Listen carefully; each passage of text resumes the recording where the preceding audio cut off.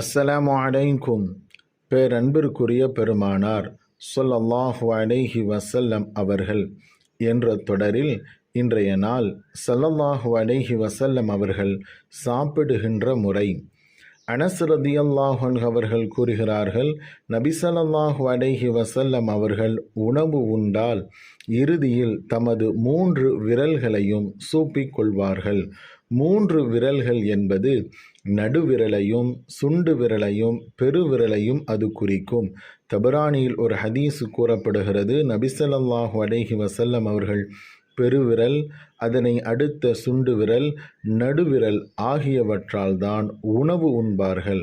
அதே போன்று அவர்கள் நடுவிரலில் இருந்து அதனை அடுத்து சுண்டு விரல், அதனை அடுத்து பெருவிரல், வரிசையாக 3ஐயும் அவர்கள் சூப்பிக் கொள்வார்கள். நபி ஸல்லல்லாஹு அலைஹி வஸல்லம் அவர்கள் 5 விரல்களாக சாப்பிட்டதாகவும் ஹதீஸு கூறப்படுகிறது. அந்த ஹதீஸினுடைய விளக்கங்களில் 2 விரல்களால் 3 விரல்களால் சாப்பிட முடியவில்லை என்ற பொழுது 5 விரல்களால் நாம் சாப்பிட்டு கொள்ளலாம். சில உணவுகளை சாப்பிடும்போது 3 விரல்களால் சாப்பிடுவது சிரமமாக இருக்கும். அந்த நிலையில் 5 விரல்களை நாம் பயன்படுத்தி கொள்ளலாம். உதாரணமாக, அரிசி உணவை சாப்பிடும் பொழுது 5 விரல்களை பயன்படுத்தி தான் நாம் சாப்பிட வேண்டியிருக்கும். அது சுன்னத்திற்கு ஒப்ப 3 விரல்களால் சாப்பிட நாடினால் அது சிரமத்திற்கு ஏற்படுத்தும். அந்த நிலையில் 5 விரல்களை பயன்படுத்துவதும் தவறல்ல.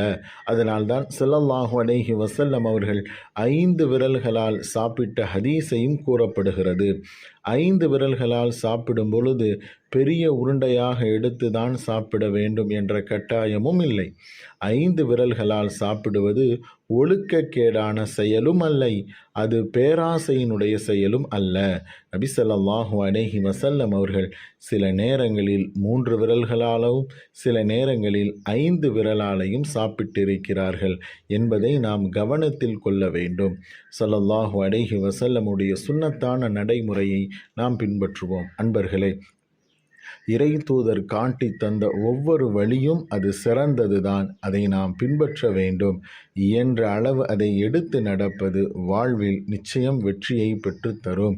சிரமத்திற்கு ஏற்படுத்தி ஒரு காரியத்தை செய்ய இஸ்லாம் எந்த சந்தர்ப்பங்களிலேயும் நம்மை வற்புறுத்தியதும் கிடையாது, வலியுறுத்தியதும் கிடையாது.